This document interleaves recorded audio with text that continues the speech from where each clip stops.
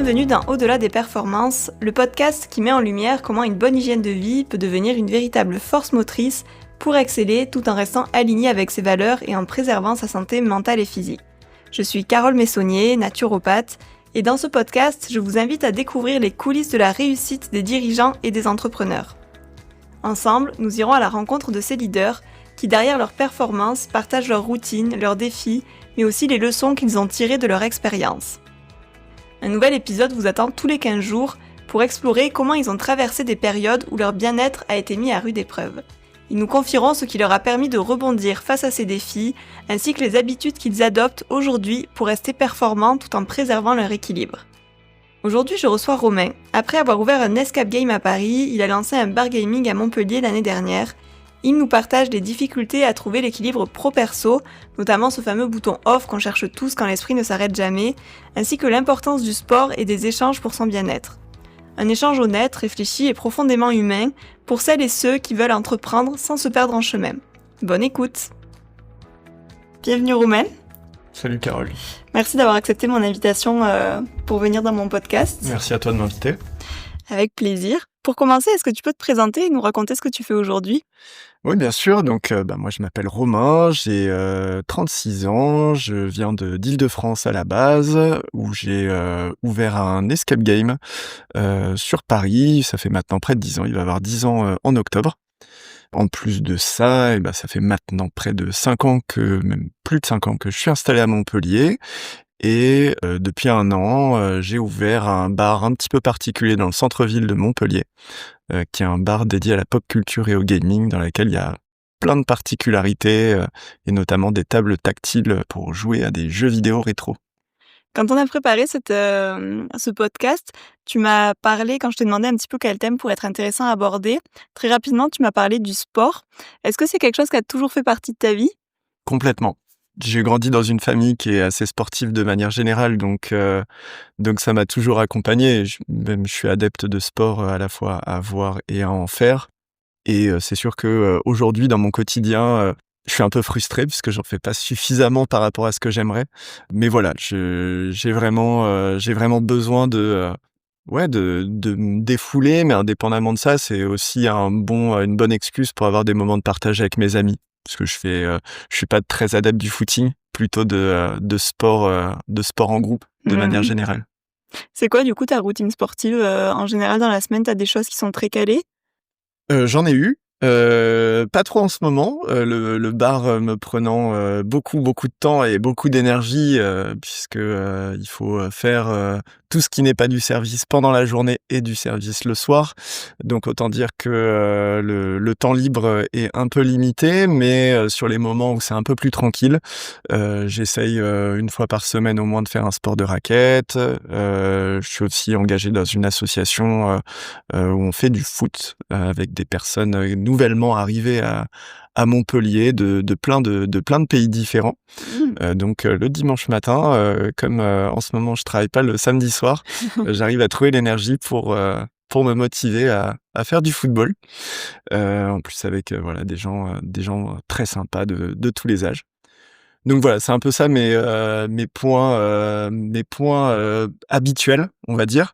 Et quand j'ai un petit moment chez moi, il se trouve que j'ai la VR avec ma PlayStation et que je fais un jeu qui travaille pas mal le cardio, qui est Beat Saber, qui permet de casser des briques au rythme de la musique. Et je transpire pas mal. Donc voilà, il y a quand même des petites choses un petit peu variées que j'essaye de mettre au fil de la semaine. Il y a des époques où j'en fais un petit peu plus. J'espère pouvoir en refaire un peu plus à nouveau. Et en plus, comme on est à Montpellier, la plage est jamais très loin. Ouais, c'est Et clair. donc pour pouvoir aller nager un peu, moi qui ai fait de la natation assez jeune et pendant pas mal d'années, j'y prends toujours un gros plaisir. Et donc j'ai hâte de pouvoir y retourner. Maintenant que les beaux jours sont en train d'arriver, en plus, ça ne saurait trop tarder. Exactement. Ça fait vraiment plaisir. C'est quoi le rôle que joue le sport dans ton quotidien d'entrepreneur ? Je serais pas trop capable de te dire, même si j'avais une petite idée de la question. Je sais pas si ça joue un rôle en tant que tel sur mon quotidien d'entrepreneur. Je sais que ça joue un rôle sur mon équilibre personnel. Donc de fait, par ricochet sur mon quotidien d'entrepreneur et sur l'énergie que je vais pouvoir y mettre, Mmh. plus que sur des compétences ou des tâches au-delà de la sociabilisation et le fait de voir des gens et de partager des choses. Mais je vais pas te donner un mantra qui serait que grâce au sport, je gagne de la discipline ou ce genre de choses. Je pense pas. Je pense que c'est un peu plus structurant que ça et que ça ne vient pas spécifiquement de ma pratique sportive. Donc voilà, c'est vraiment mon équilibre personnel que j'y gagne, plus que un apport Dans dans ton mon entreprise en quotidien tant que telle, en quoi. entreprise. Voilà. Mmh. Et du coup, est-ce qu'il y a des semaines, j'imagine, où il y a un peu moins de temps qui est consacré au sport? Tu vois la différence à ce moment-là quand tu as moins de temps, à y dédier sur ta santé mentale, sur comment tu te sens ou pas? Oui, après ma petite difficulté, c'est que, je cherche presque parfois un peu trop à me contraindre à faire du sport, même si j'ai pas forcément l'énergie. Ce qui fait que, j'essaye de plus en plus écouter mon corps et de me laisser des temps de repos que j'arrive pas forcément à appliquer, en tout cas que j'arrivais pas forcément à appliquer par le passé. Donc, c'est pas exactement la question que tu m'as posée. Je l'ai Non, un la peu pris réponse est dans un autre intéressante quand sens. même. Je veux bien que tu reposes ta question du coup. Du coup, ma question, c'était les semaines où tu fais un peu moins de sport, est-ce que tu ressens l'impact sur ta santé mentale? Oui, parce que, déjà parce que c'est des moments de partage avec mes amis et que j'en ai besoin. Donc de ce point de vue-là, oui. Après sur ma forme physique, clairement, il y a une question de dynamique, qui fait que, quand j'ai l'énergie pour pouvoir faire du sport et que j'en fais, ça veut dire que ça va bien à la base, mais ça me permet de me sentir d'autant mieux, donc ça permet de créer un engrenage qui est positif. Après, voilà, on est dans une région, ensoleillée et rien que le fait que, qu'il fasse beau, qu'il fasse bon, c'est aussi des choses évidemment qui vont pouvoir, donner un petit boost d'énergie. Donc toutes ces petites choses-là, ça fait des ingrédients qui je pense, m'aident à mon quotidien, surtout que dès que je manque de sommeil ou ce type de choses, j'ai mal à la tête et ça se voit tout de suite sur ma tête d'ailleurs. Donc voilà, c'est vraiment sur cet aspect-là, je dirais que ça a son importance. J'ai l'impression que dans la partie sport, ce qui est hyper important, bon, c'est effectivement le mouvement, mais le côté aussi social et retrouver les amis est limite aussi important que le bénéfice que tu vas en tirer physiquement, de pouvoir te dépenser.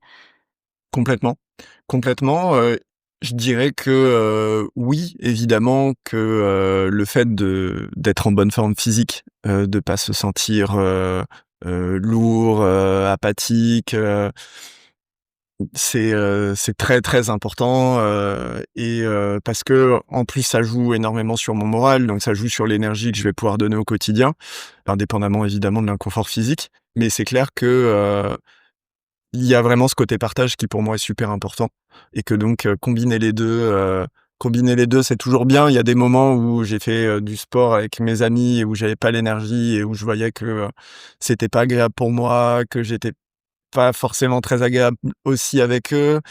Donc c'est aussi, pour ça que, ce que je t'évoquais tout à l'heure, le fait que, j'essaye d'écouter un peu plus, mon corps et de m'accorder des temps de pause déjà avant de penser à faire du sport. C'est vraiment la première des priorités que je mets et après effectivement, quand l'énergie est là, tout de suite, c'est plus agréable et le Mmh. temps avec les amis, il est d'autant plus précieux et qu'après, le bénéfice physique, il va venir dans un environnement global. Toi, du coup, tu te considères comme quelqu'un plutôt d'introverti ou d'extraverti? Ah! Je sais pas. Après tu m'as demandé ce que je considérais moi. Mmh. De manière générale, je me considère quand même plutôt introverti, ce qui est paradoxal quand on fait un métier d'accueil du public et je pense, être assez à l'aise dans l'échange, de manière générale. Mais, je me sens toujours assez éloigné, des échanges avec les gens, un peu déconnecté, là on c'est un peu plus lié à mon parcours de vie et ma psychologie un petit peu plus profonde, je pense. Mais oui, en tout cas, je te dirais que, moi je me sens comme étant une personne introvertie. Je le suis probablement moins que ce que je pense, mais peut-être plus que ce que, je laisse transparaître. Voilà.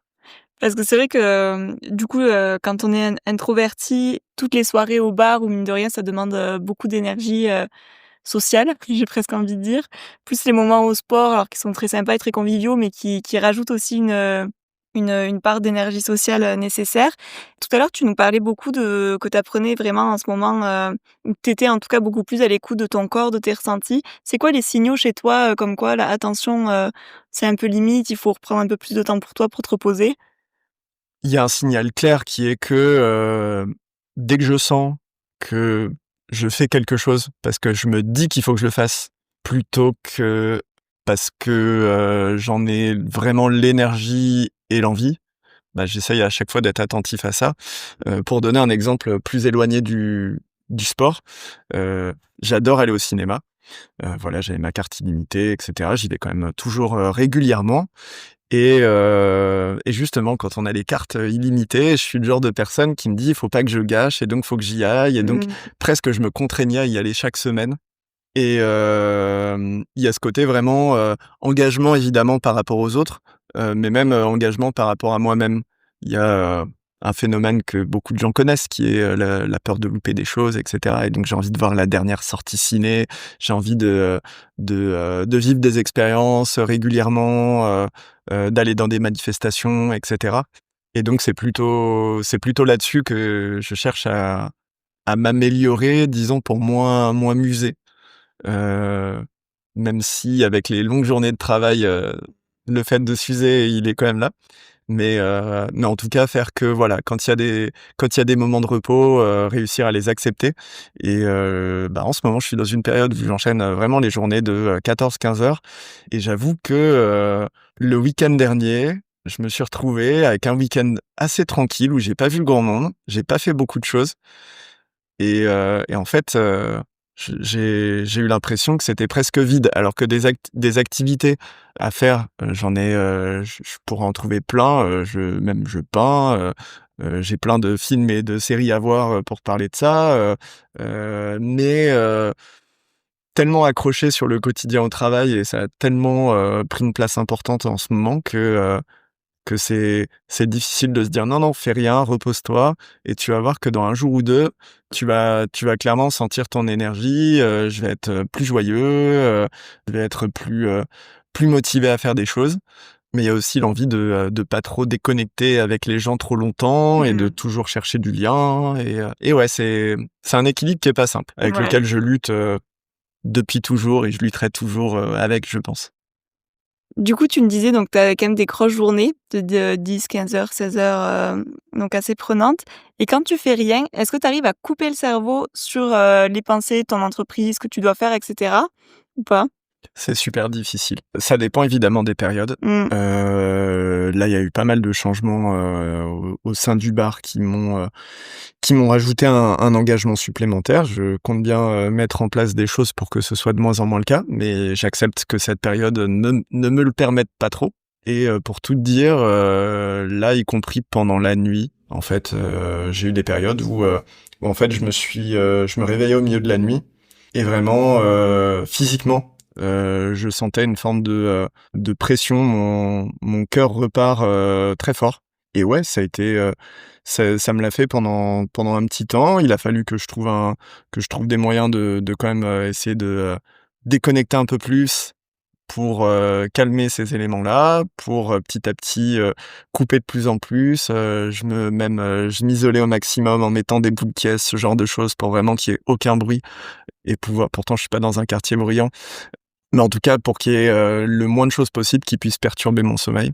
Parce que je sais que c'est ça qui fait que je vais, Tenir enclencher une bonne derrière. journée ou pas. Mmh. C'est ça.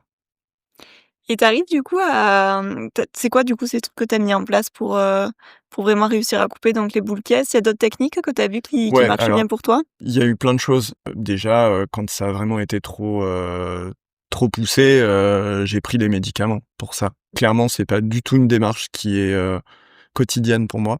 Mais à un moment, quand on arrive à une telle situation, de fatigue, voilà, j'ai accepté que pendant un temps, ce soit le cas. Après, comme ça joue un peu plus sur ton humeur, j'essaye d'éviter au maximum et après, il y a pas vraiment de solution miracle, en tout cas je l'ai pas trouvée. Je veux bien la connaître si elle existe.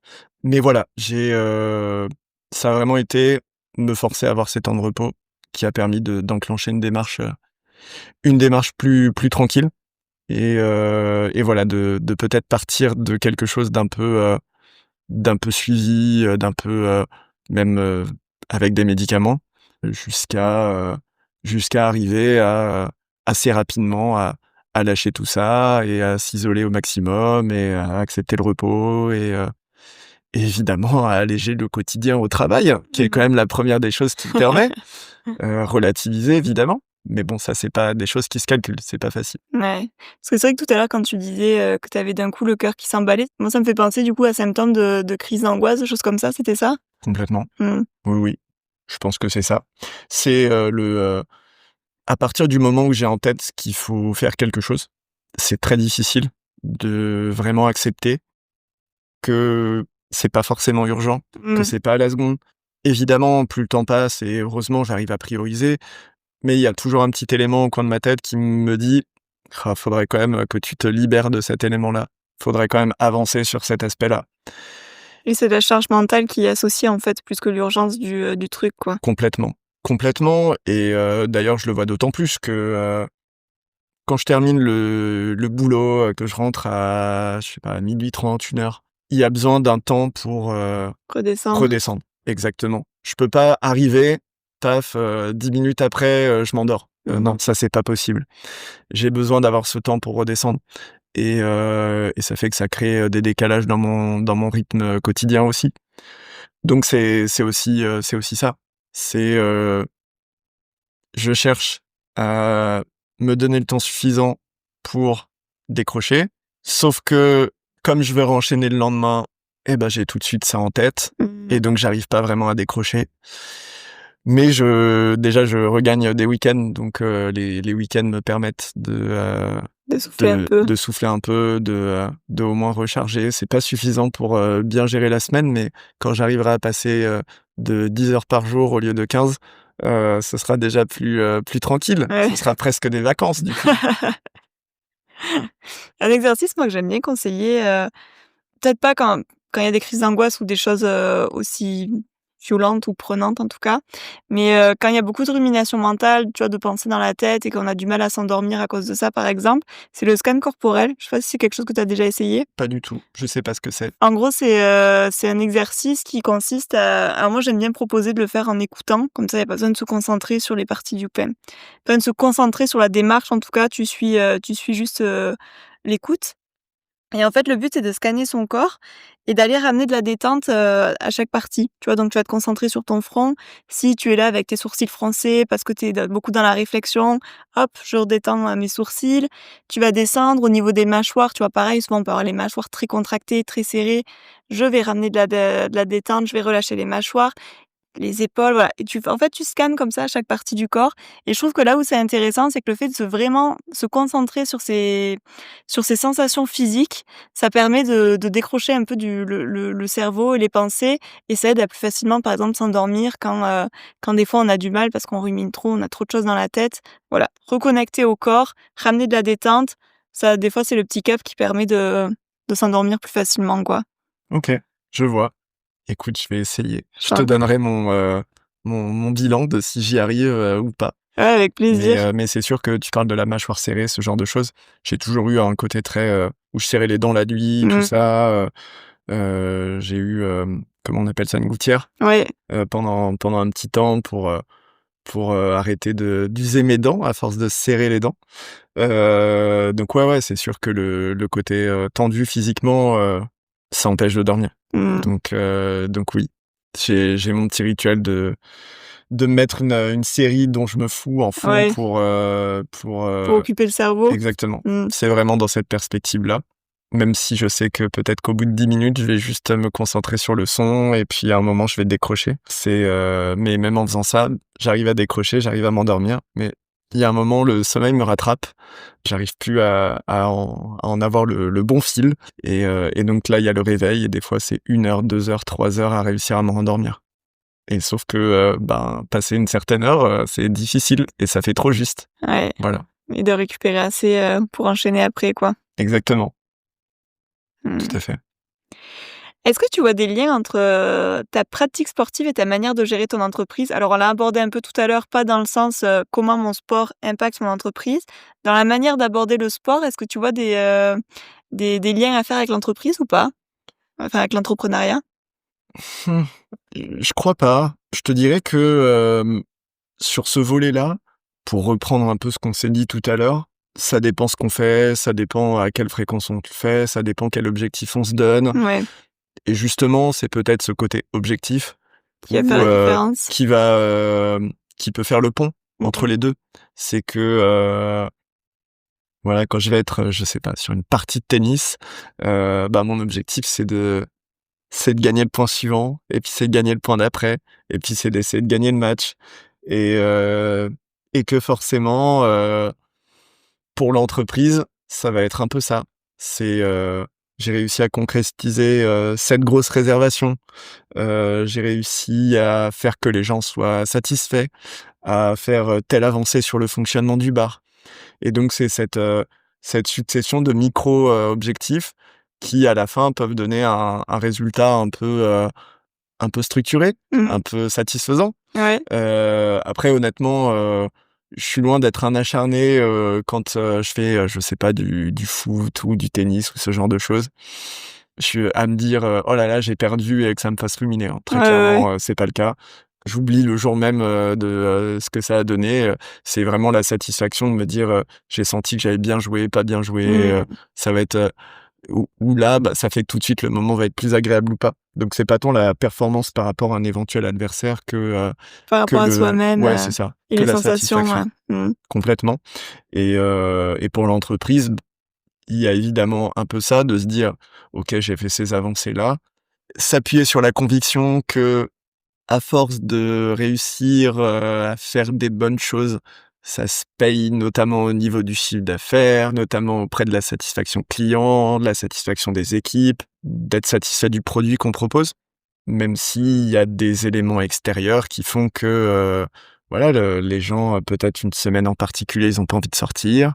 Peut-être que, bah, il y a des événements extérieurs, des mouvements de grève ou ce type de choses, ou le Covid ou voilà, qui font qu'on a des péripéties, qu'on pouvait pas complètement anticiper.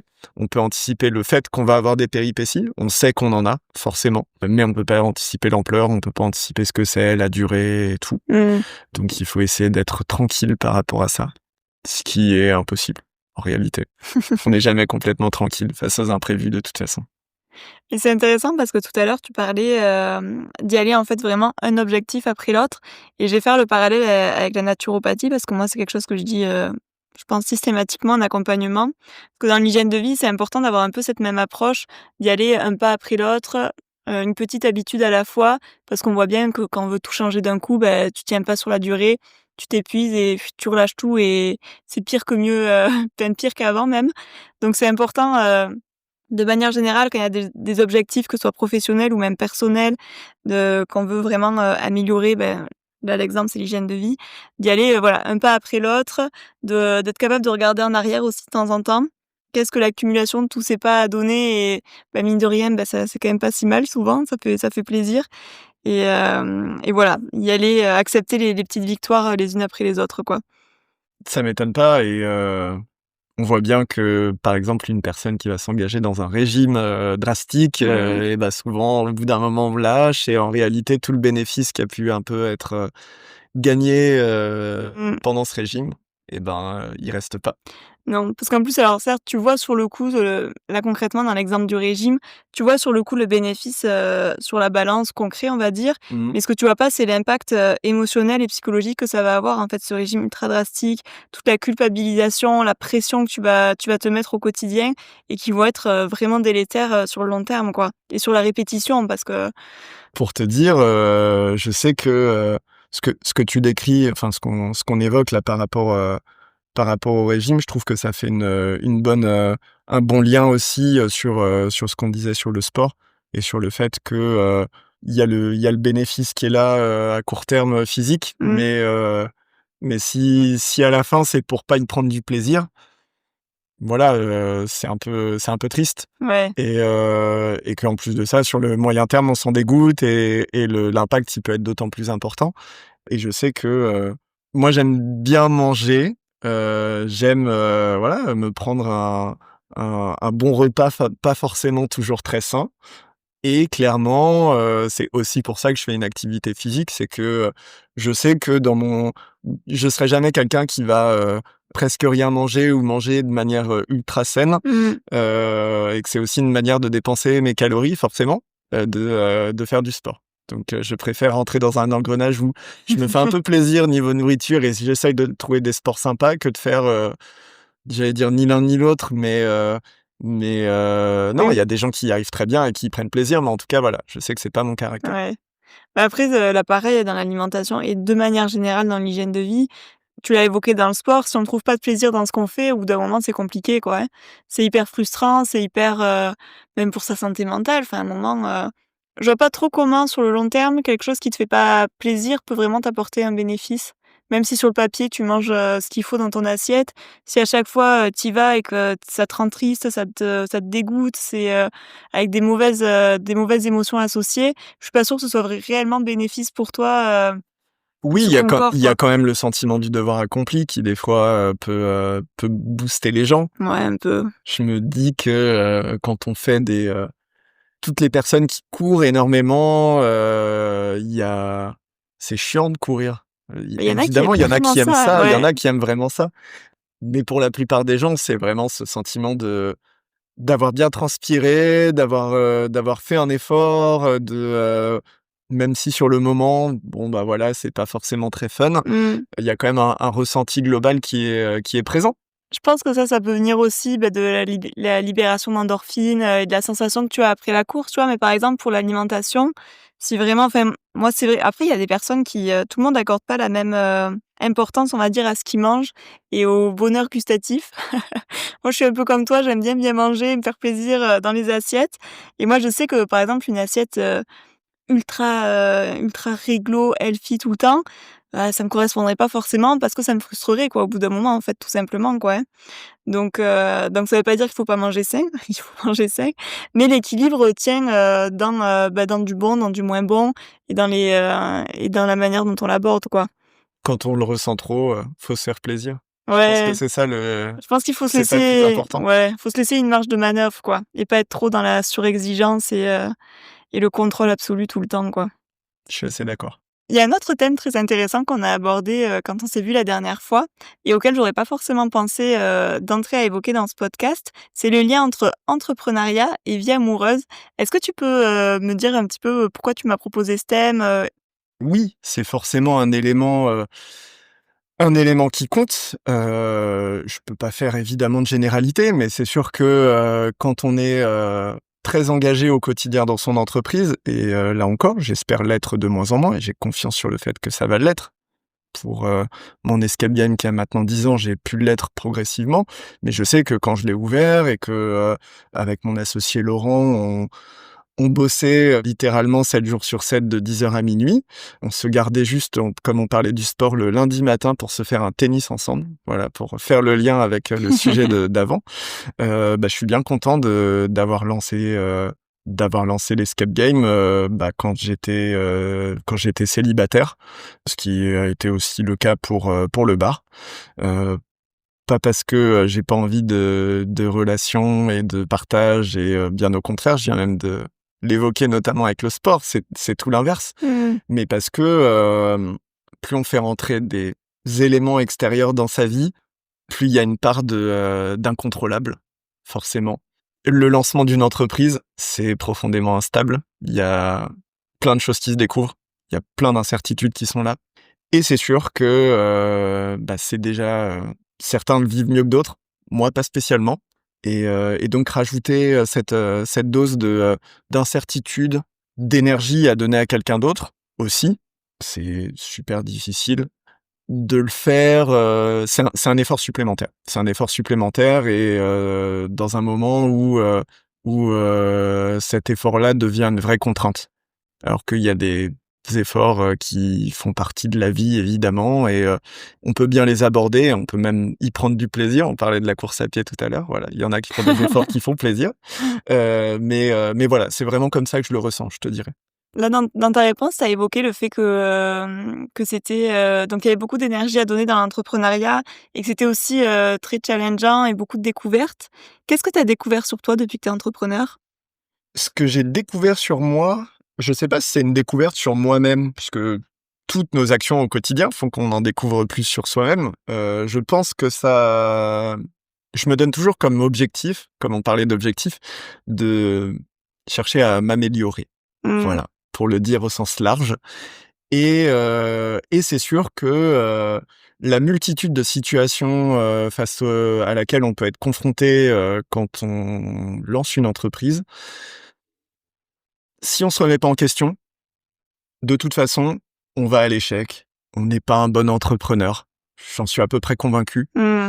que cette remise en question, elle est utile et donc elle est à la fois utile, évidemment, dans le cadre de l'entreprise et aussi, pour sa vie, Perso? perso, privée, sentimentale, amicale et donc c'est peut-être cet élément-là qui est le plus central et pour creuser un exemple, pour revenir à un exemple plus ancien, quand j'ai ouvert mon escape game à Paris, un des éléments qu'on n'avait pas anticipé, paradoxalement, c'est que ça allait plutôt très bien marcher et que, ouais, on avait fait des plans, des hypothèses d'embauche, de ce type de choses.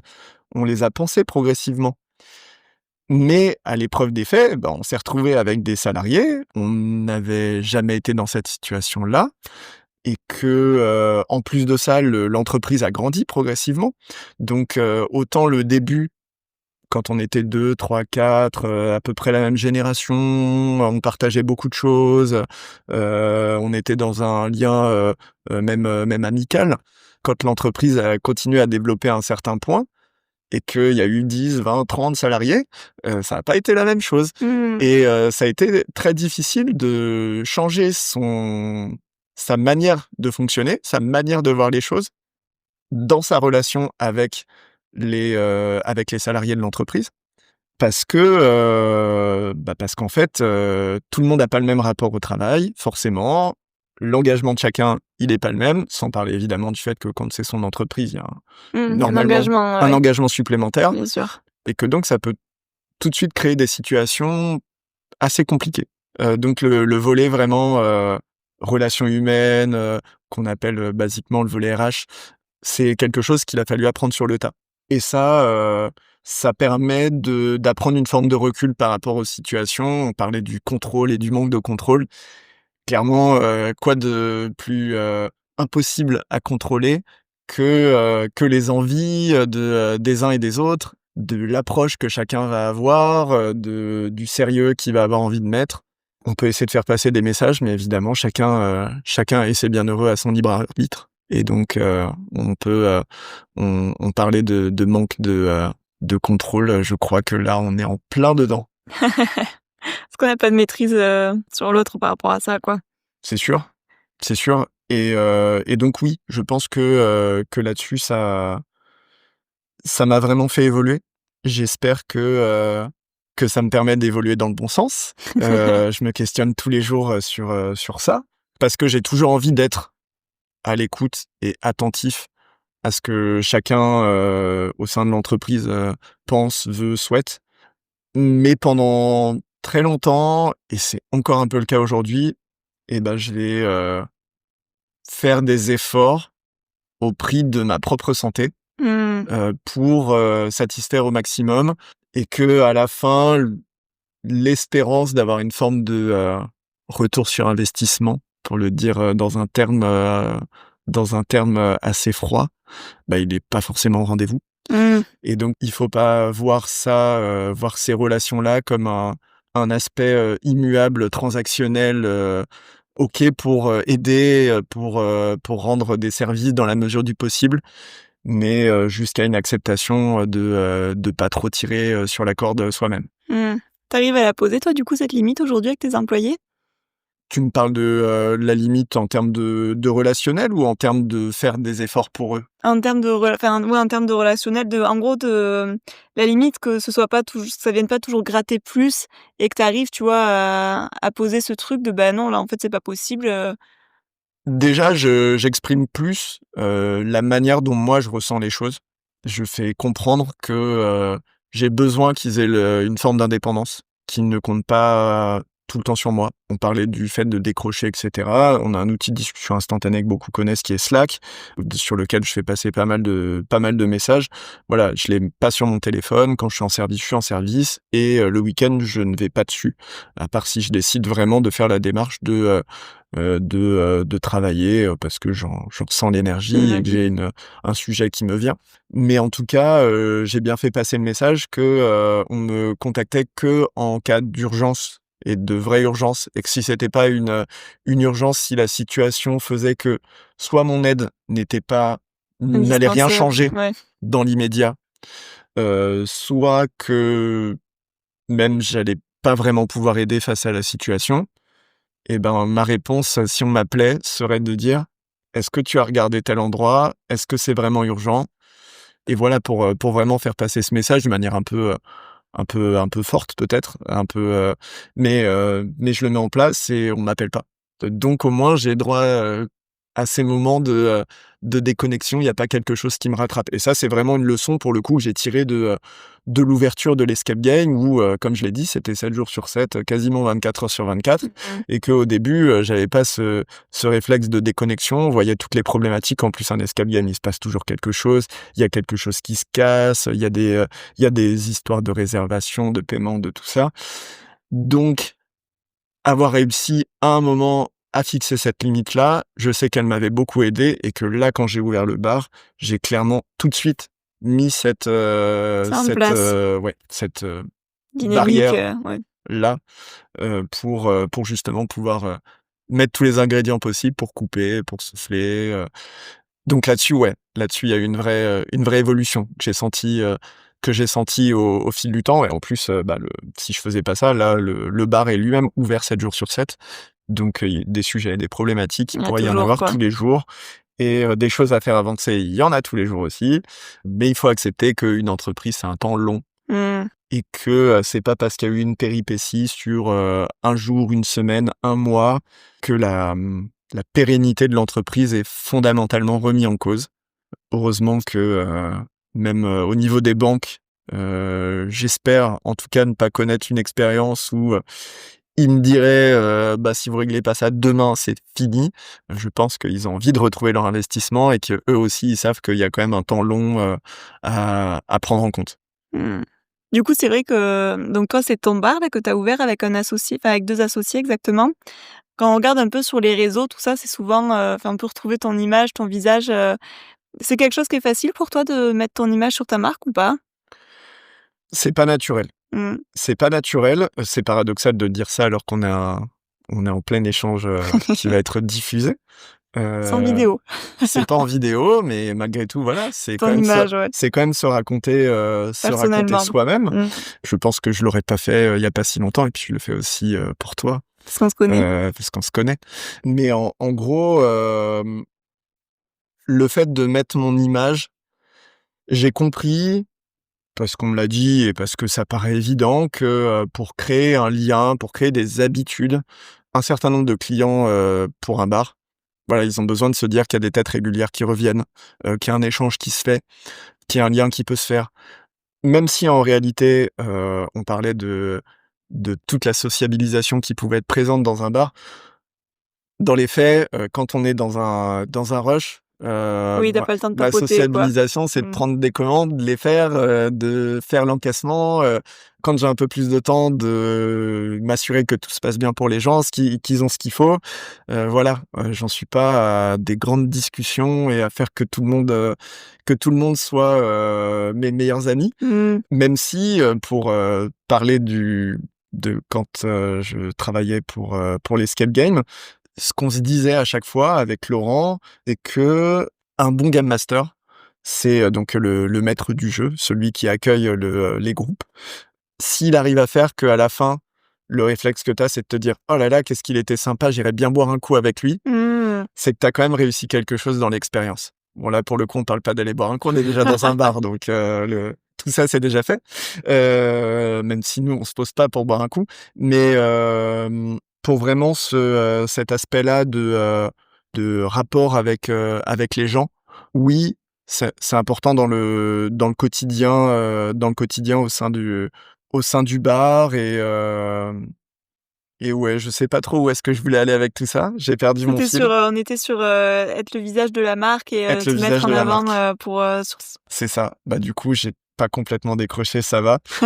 Puisque, oui, ce que je disais sur l'échange, c'est que, bah, c'est aussi un échange, évidemment sur les outils du numérique et d'ailleurs, tous les métiers, d'influenceurs, au sens large, de streamers, c'est des métiers où, ils doivent, entre guillemets «vendre» leur image de manière très, très régulière et bah, je sais pas comment ils font, honnêtement.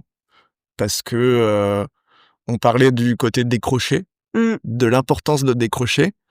Bah, j'ai l'impression que quand tu es dans ce type de boulot, parce que ça reste un boulot et bah, tu peux jamais décrocher. Tu es obligé d'être dans le partage permanent. Donc je mets en avant mon image, mais dans un certain point, dans une certaine limite, heureusement pour moi. Et en plus, je suis, plutôt du genre à pas vraiment publier moi-même sur les réseaux sociaux, avoir des comptes même en privé avec, uniquement mes amis proches, qui suivent un peu, ce qu'il pourrait y avoir, c'est-à-dire rien, globalement. Voilà. c'est un compte passionnant, Exactement, voilà. Mon Instagram, je pense qu'il y a rien qui a été publié depuis, 3 ans peut-être. Donc oui, ils apprennent pas grand-chose, mais on a l'échange direct pour ça et c'est plus des outils pour garder le fil. Donc oui, j'ai dû mettre en avant, plus mon image, je dois, et je vais continuer à le faire. Là encore, j'y prends probablement plus de plaisir que ce que je pense, mais c'est vraiment pas une démarche naturelle. Mmh. Il y a eu une peur un peu du regard de l'autre, quand tu as mis ton image en avant ou ça a pas du tout été un sujet pour toi? Il y a toujours une peur du regard de l'autre. Peur, je sais pas si c'est le bon mot, mais L'appréhension? après ça dépend dans quel sens on le dit. Ça reste une image que je contrôle. Mmh. Donc la peur, elle est limitée. Après, évidemment qu'on a envie de se présenter sous le meilleur jour possible, de donner la meilleure version de soi-même. Si j'en étais à vraiment raconter les moindres détails du quotidien, peut-être que ce serait un peu différent, mais comme je reste quand même malgré tout sur quelque chose de limité, ça va. Mais c'est sûr que, je vivrais bien sans, honnêtement.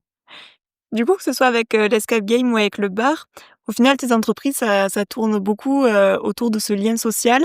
Est-ce que c'est une vraie volonté, consciente de recréer du lien entre les gens, via tes entreprises ou ça s'est fait naturellement et instinctivement? Je peux pas dire que c'est quelque chose de vraiment pensé en amont, parce que l'escape game, typiquement, c'était pas quelque chose. J'ai fait le tout premier escape game en France, 1 mois à peine après sa sortie, donc je savais ce que c'était, je savais dans quoi je mettais les pieds, mais l'envie de créer mon entreprise, elle était là. L'envie de créer un escape game en particulier, c'est le contexte qui a fait que ça a été le cas. Mmh.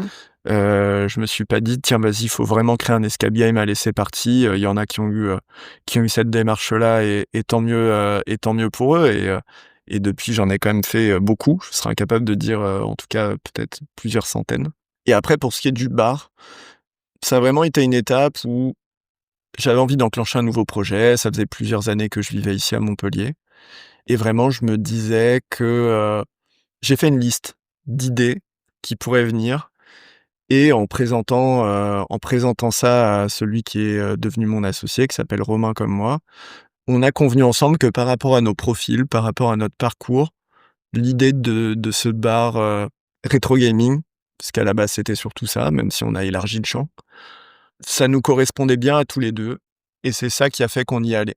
Après c'est sûr que j'ai toujours voulu faire, créer des lieux cool, Mmh. pour le dire Ah un mais tu peu as le droit, ouais, simplement, ouais. voilà.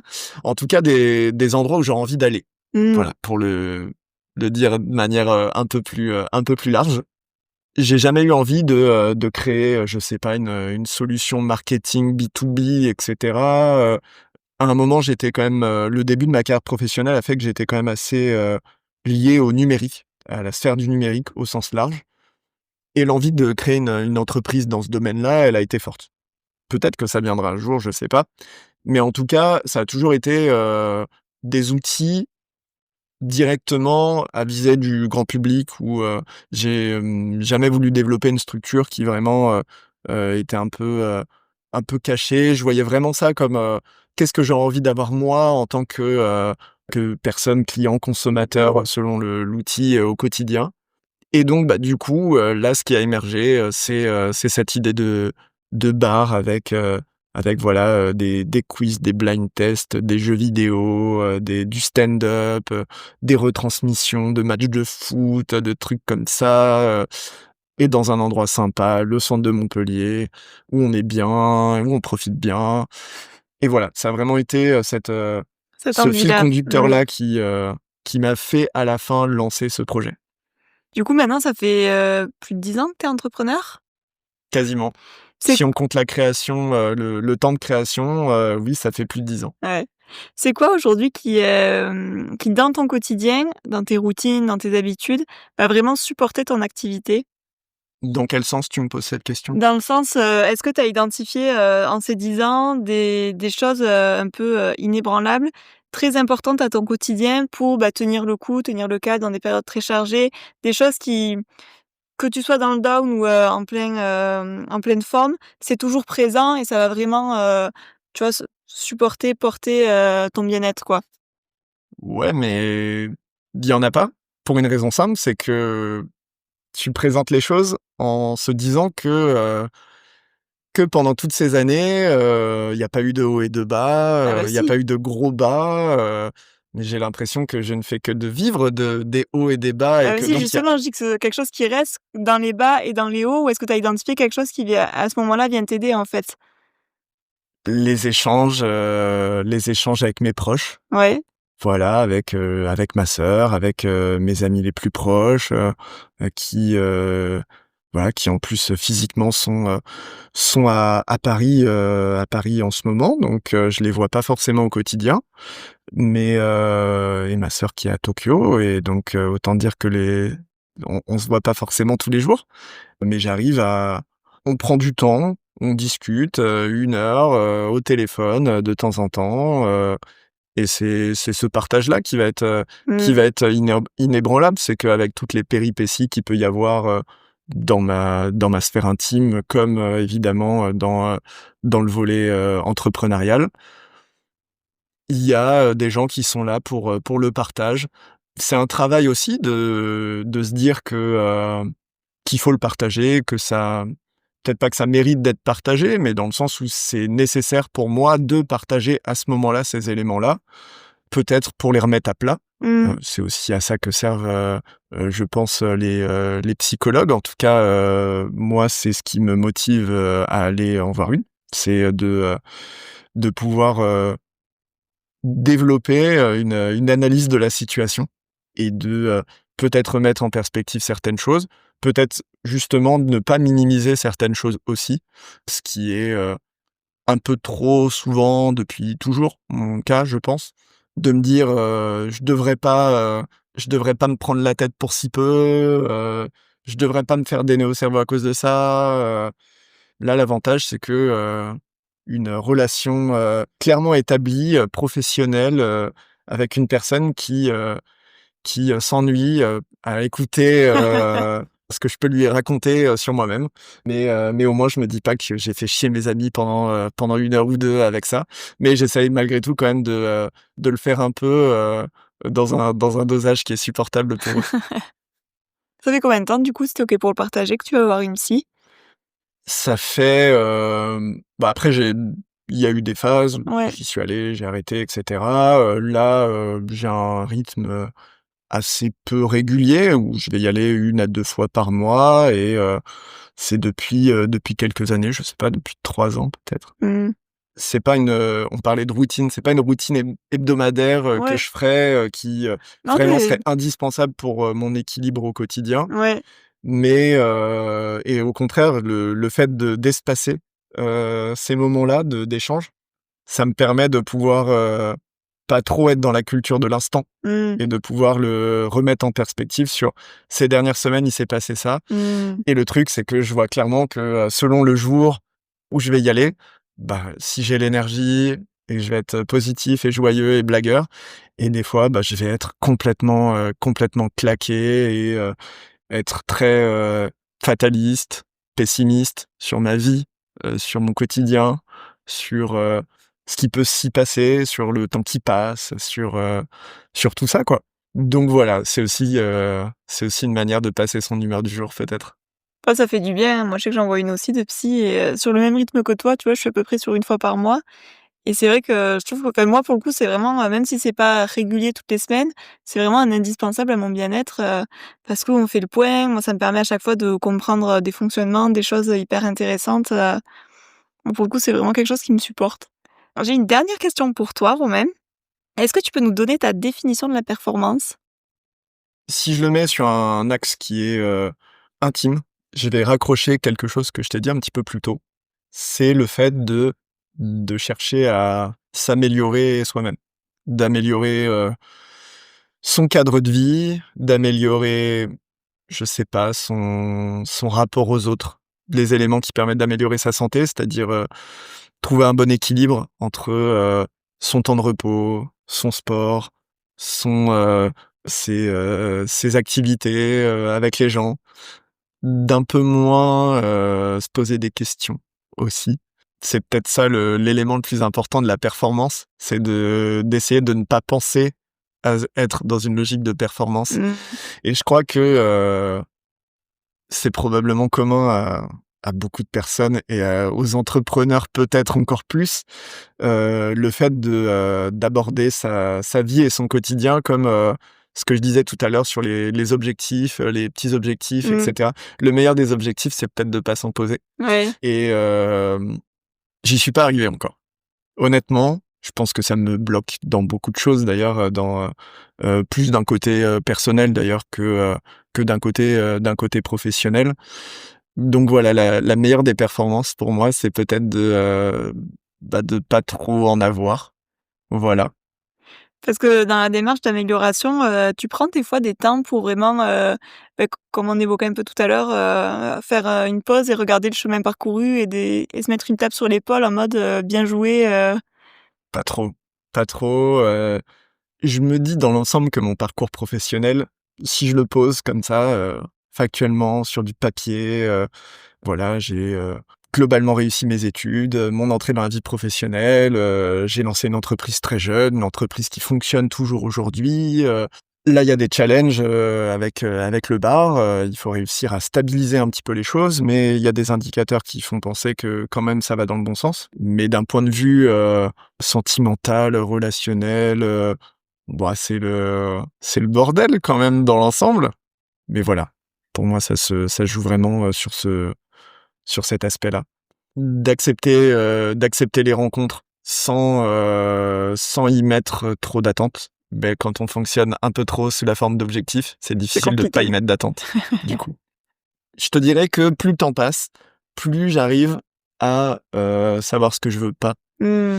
et peut-être, justement pas mettre trop d'énergie dans ce que je veux pas. Ouais. Mais quand tu es un peu trop définitif comme ça, le temps passe et c'est un peu difficile de regarder derrière et de se dire: «Ah ouais, quand même, il y a tout ce temps qui passe, mais est-ce que tu as vraiment, cherché à mettre toutes les chances de ton côté?» On dit toujours que de toute façon, c'est quand on n'attend pas que des bonnes choses arrivent. Je suis même pas sûr, en réalité. Je pense qu'il faut quand même faire un bout du chemin, Ouais. mais il faut le faire au moment où on est disposé à pouvoir le faire. Il faut accepter que des fois, c'est un peu plus long Mmh. que d'autres moments. Merci beaucoup pour ce partage et pour ta franchise tout le long, de cet épisode. Merci à toi. J'espère, avoir raconté des choses intéressantes. C'est Ouais, toujours écoute, difficile de le savoir, j'ai l'impression d'avoir, juste, raconté ma vie. ouais, bah, c'est le but, C'était le complet but? de Parfait, ce alors ça va. podcast. Merci beaucoup Romain. Où est-ce qu'on peut te retrouver? Et bah, du coup, mon bar, c'est Invader Bar dans le centre de Montpellier, rue de l'Université. Donc, comme vous l'avez compris, j'y suis très souvent. Voilà. J'espère de moins en moins, et donc ce sera de plus en plus difficile de me trouver. Mais sinon, voilà, sur les réseaux sociaux, c'est Invader Montpellier, ça se trouve assez facilement. Instagram, TikTok, j'imagine. Instagram, TikTok, même encore Facebook, même s'il y a de moins en moins de gens. Et on a un site internet, et évidemment, on a surtout un bar avec une déco de fou et des jeux super cool et des bonnes boissons et des tapas. Et du kombucha. Et du kombucha. Ça fait C'est plaisir. comme ça, donc évidemment, c'est un incontournable. Merci beaucoup, à bientôt. Merci, salut. Merci d'avoir écouté cet épisode du podcast Au-delà des performances. J'espère que cette conversation vous a inspiré et donné des clés pour intégrer davantage de bien-être dans votre quotidien. Si ce podcast vous a plu, n'oubliez pas de vous abonner et de laisser une note ou un avis sur votre plateforme d'écoute préférée, cela m'aide beaucoup à faire grandir ce projet. Pour continuer la discussion ou en savoir plus sur mes accompagnements, retrouvez-moi sur Instagram ou sur LinkedIn où je partage régulièrement des conseils et des inspirations autour du bien-être et de la performance. Encore merci pour votre écoute et je vous donne rendez-vous très vite pour un nouvel épisode d'Au-delà des performances. Prenez soin de vous, à bientôt!